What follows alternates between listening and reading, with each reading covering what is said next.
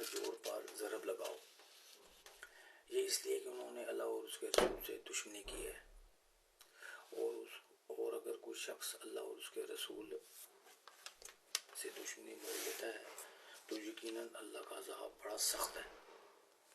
یہ سب تو اب چکھ لو۔ اس کے علاوہ حقیقت یہ ہے کہ کافروں کے لیے اصل عذاب دوزخ کا ہے۔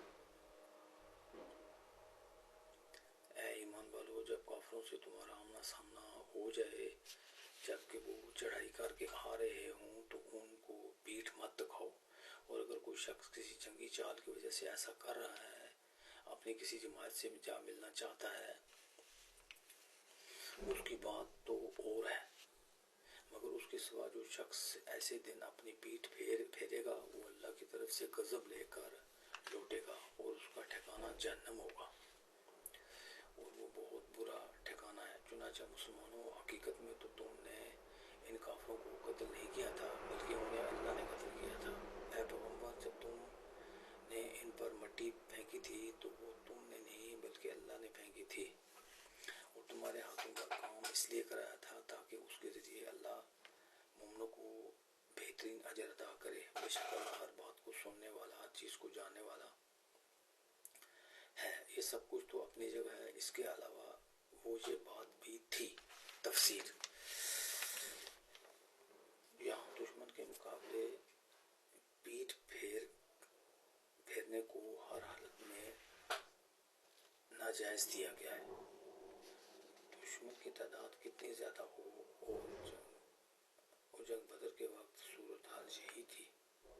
البتہ بعد میں اس حکم کی تفصیل اسی صورت میں 65-66 میں بیان فرمائی ہے، جس کی ضد سے اب حکم یہ ہے کہ دشمن کی تعداد اگر دگنی یا اس سے کم ہو تب تو میدان چھوڑنا حرام ہے، لیکن اگر ان کی تعداد اس سے زیادہ ہو تو میدان چھوڑنے کی اجازت ہے۔